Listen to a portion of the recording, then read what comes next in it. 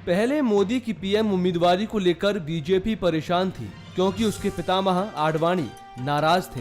और जब मोदी को पीएम इन वेटिंग बनाया गया तो आडवाणी सारे पदों से इस्तीफा देने को तैयार हो गए। लेकिन बड़ी जद्दोजहद के बाद आडवाणी को मना लिया गया। तो अब बवाल इस बात पर मचा है कि मोदी को सीट कौन सी दें।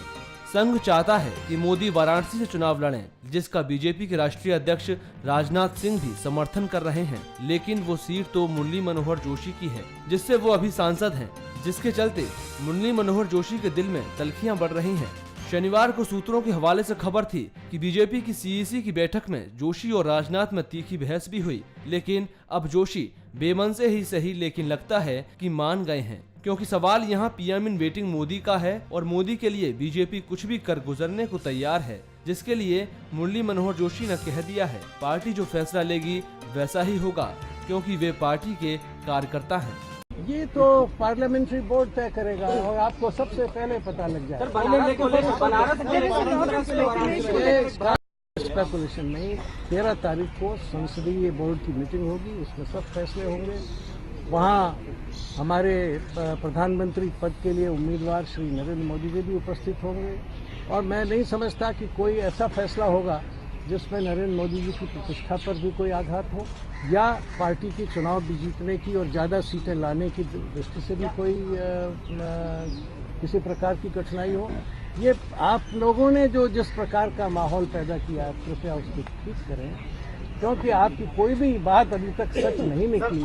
जोशी तो वैसे घुमा फिराकर बात कर गए, लेकिन अब सवाल है कि वाराणसी की ही सीट में ऐसा क्या है जहां पर इतना कशमकश बना हुआ है।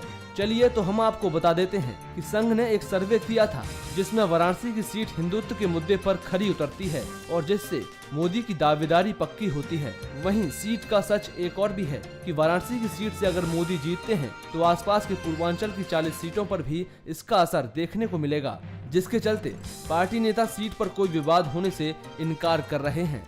देखिए, कोई भारतीय जनता पार्टी में कोई विवाद नहीं है, ये दुष्प्रचार है।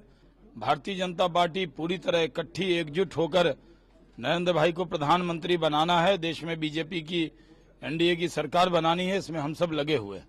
अब जब घर के अंदर लड़ाई होगी तो पड़ोसी दुश्मन तो मजा लेंगे ही, क्योंकि एक कहावत है कि अपने दुश्मन का दर्द तो अच्छा लगता ही है, तो उसमें कांग्रेस कैसे पीछे छूटेगी।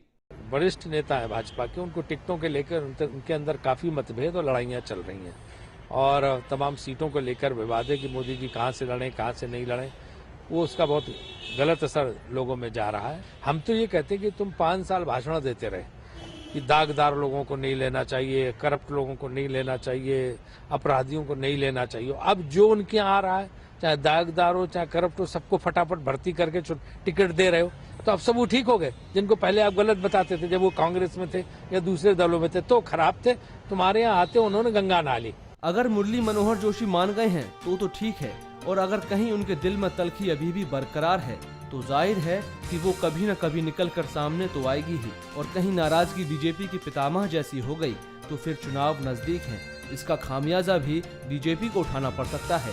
इसलिए बीजेपी को घर की बातें घर में ही निपटाने में भलाई है। अगर कहीं वो बातें बाहर निकली तो सपने चकनाचूर भी हो सकते हैं। खबर फास्ट के लिए शशांक गौड़ की रिपोर्ट।